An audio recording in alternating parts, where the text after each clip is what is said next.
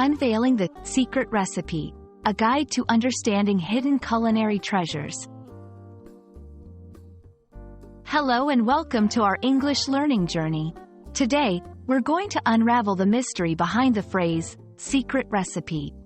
Whether it's a family heirloom or a guarded culinary masterpiece, we'll explore what makes a recipe not just any recipe, but a secret one.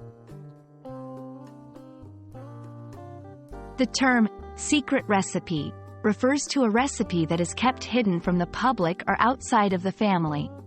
It's a culinary formula that is not shared with anyone except perhaps a select few, often passed down through generations within a family, or kept under wraps by a restaurant to maintain a unique offering. Why do we cherish secret recipes? It's all about the exclusivity and tradition. A secret recipe carries a sense of mystery and pride, making the dish more desirable and special. It's not just about the ingredients or the method, but also the story and heritage behind it. Protecting a secret recipe is serious business.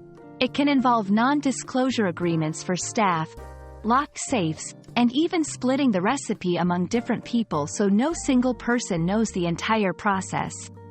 It's about safeguarding a culinary secret that gives a competitive edge or preserves a family legacy.